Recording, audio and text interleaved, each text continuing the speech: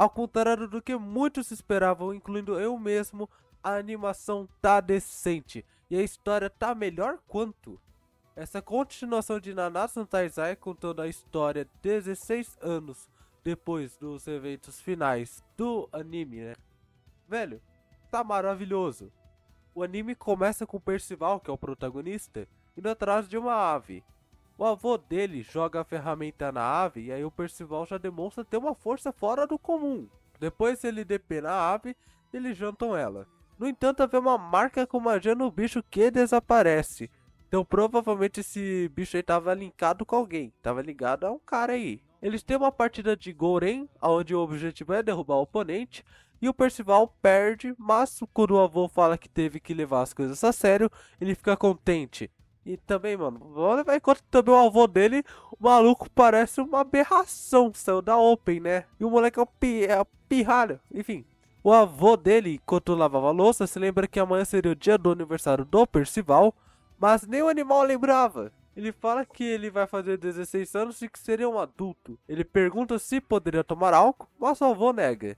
E leva o Percival no ponto mais alto do dedo divino, que é o local onde eles estão. E pergunta se ele não gostaria de se aventurar. E ele responde que não. O avô indignado tenta convencer ele, falando sobre alguns locais e como eles eram intrigantes. Tipo uma torre que era torta, um cavaleiro que navega num barco voador, uma caverna que leva ao inferno. Mesmo assim, o moleque tá nem aí.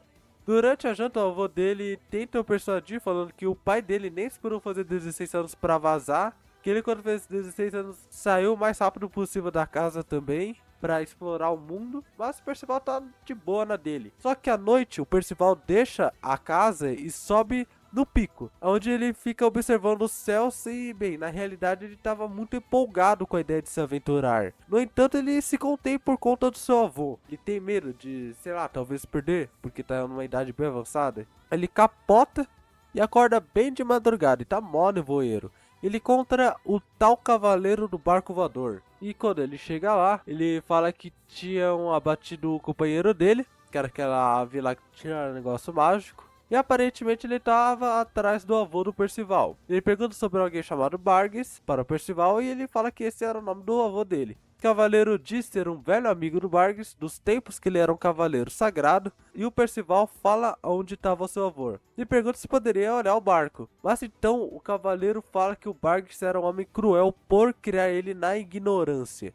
E aí já bota uma pressão no moleque. E, mano, o cara chega assim, ainda botando pressão assim, mano, vai dar merda. Mas o Percival ignora e fica admirando o barco. Só que ele pensa direito e ele fala, cara, aquele cavaleiro parecia ser assustador, cara. Então ele decide voltar pra casa. Enquanto isso, o avô do Percival tava preparando o rango até que... 賜った剣を包丁扱い。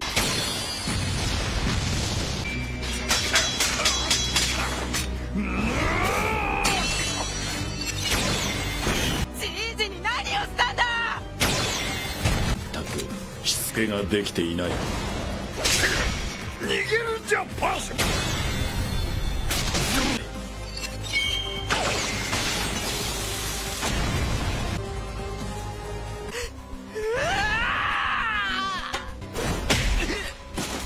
数日前、忌まわしい破滅へと導く存在の出現、黙示録の四騎士を秘めた目をすべて刈り取るすべては大義のためだ。Surpreendentemente, Percival ainda tá vivo, cara. Eles se desculpam um ao outro e o Percival fala que aquilo era uma punição dos deuses por ele ter mentido sobre sua vontade de querer se aventurar.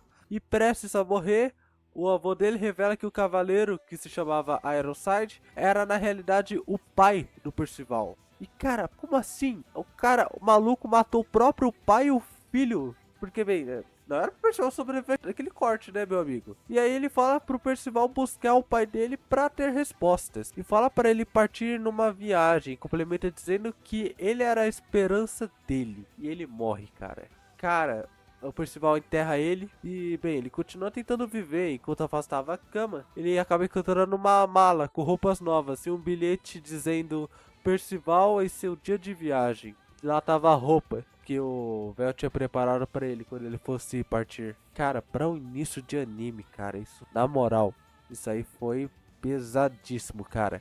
E se passa mais alguns dias e ele termina de desconstruir a casa, ele veste a capa e o capacete do avô e começa a descer o dedo divino. E durante alguns dias ele começa a ver as florestas e o campus. E quando ele começa a ver, ele simplesmente para de segurar animal. Aí ele cai numa ave e a ave pega e derruba ele. Aí ele cai numa árvore e acaba lá no chão. E bem, ele acaba vendo uma raposa. E esse é o início dessa nova jornada, cara. E, mano, eu acredito que vai ser uma jornada bem emocionante, cheia de perigo. Então, se você curte porrada e uma história bacana, esse anime aqui tá prometendo. Com uma animação boa, tá? Diga-se de passagem, bem relevante esse detalhe. O vídeo vai ficar por aqui. Um grande abraço e até a próxima, galera.